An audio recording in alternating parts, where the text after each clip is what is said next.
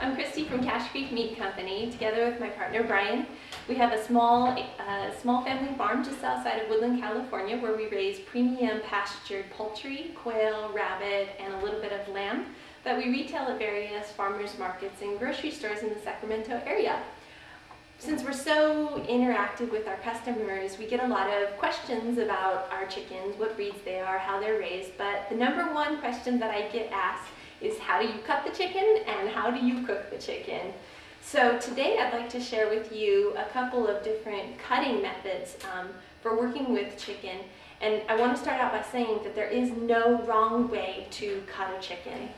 So I actually wear gloves when I work with the chicken for two reasons. Number one is that it provides me a little bit extra traction, for lack of a better word, when I'm holding and wrestling with the chicken. And the other reason is that the chicken just came out of the refrigerator and it's really cold. So the more I touch it, the more cold my hands are going to get, and the gloves help protect me and keep my hands nice and nimble. So the first thing that I'm going to do when working with this chicken is I'm going to take a look at the chicken and check it for any what are called pin feathers, such as right here next to the wing. We've got a few.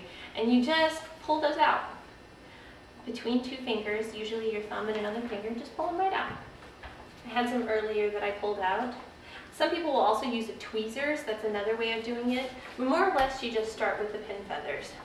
Frequently, you'll find pin feathers down by the tail as well. That's another common area to find a few pin feathers. And that looks pretty good. So now that our chicken has been cleaned up with the pin feathers, I'm going to take a first couple of swipes. Now, the three tools that I use when I work with a chicken are something called a chef's knife, a boning knife, and what are commonly called kitchen shears, but they can also be known as poultry shears. Now, the two tools that I use the most are the poultry shears and the boning knife. However, if you don't have those, then you can make do with these tools.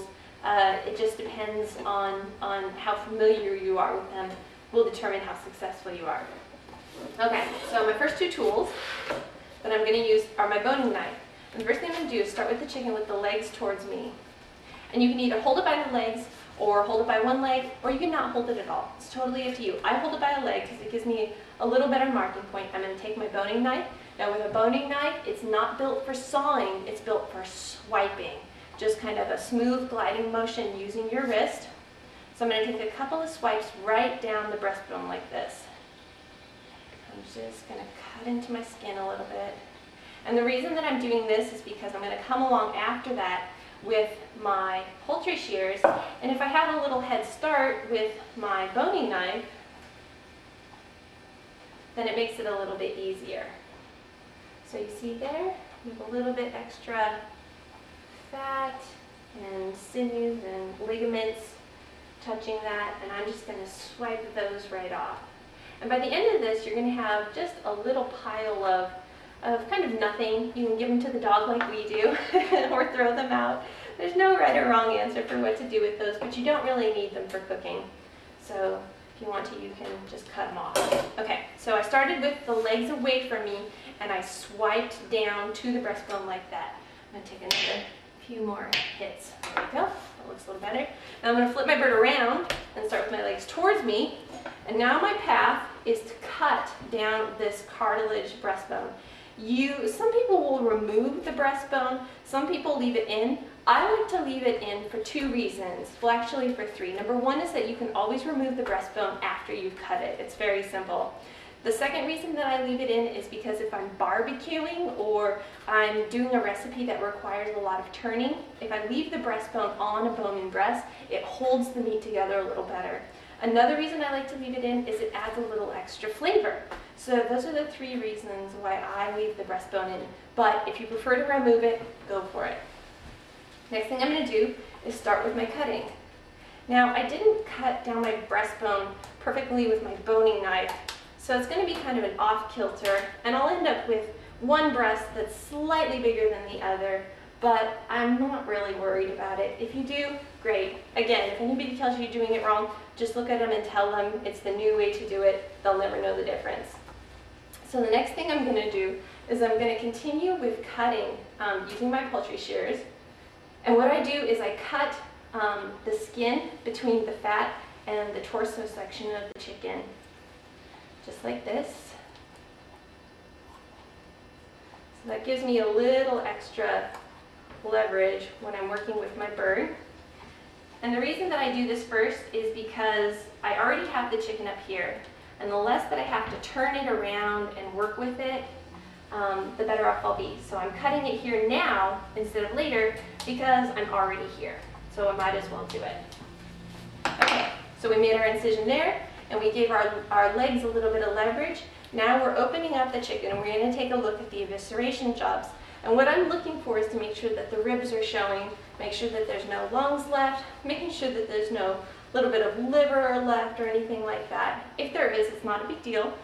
If there were lungs here, for example, all you have to do is take your fingers like this, and you're going to scoop it up, hold it up, and then cut it off. Really easy. And the same with any other leftover organ that you may see. You just hold it up and cut it off. Okay, now our task is to cut the backbone out. I've heard tall tales of people strong enough to cut through the backbone. I'm not one of those people. So I cut down either sides of the backbone like this. And the tools I'm going to use first are my chef's knife, my big heavy chef's knife, and then my poultry shears, and maybe a supporting roll with the boning knife. So the cut that I'm going to make is down either side of the backbone, and then I'm going to hit kind of a stopping point right along there, right along the pubic. You can kind of see the bones right there. And then I'm going to cut that section out, right there. All right. I'm noticing also that there's a little bit of neck left, but it's really well attached to the backbone, so I'm not going to worry about it. Sometimes you'll get too much neck sticking out and it's too attached here on the breastbone. So all you have to do is take your scissors or your boning knife and cut it off. So it's a little cleaner right there.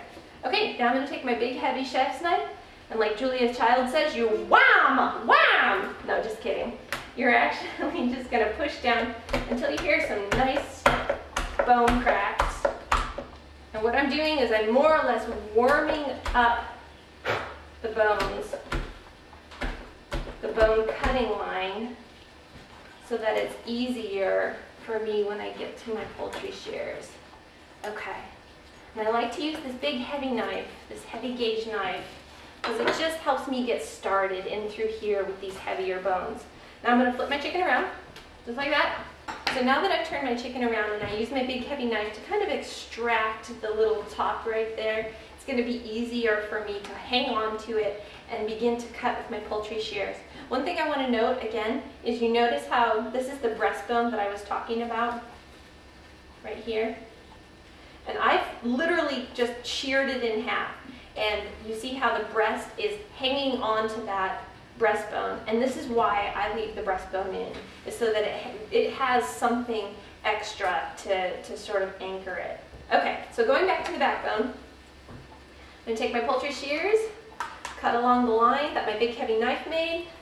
There is no smooth way of doing this, smooth or cool way. You just have to do it. And remember how we talked about going straight down and then to the sides. And that is exactly what I'm going to do here. And you can see it's literally just cut along the dotted line.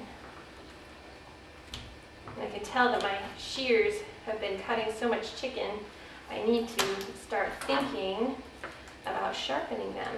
Now what I did there is cut through one of the joints. There's a couple of different ways of cutting through the joints, which I'll talk about in just a second. But for me, that was the easiest way of doing it right then. So that's the way we did it.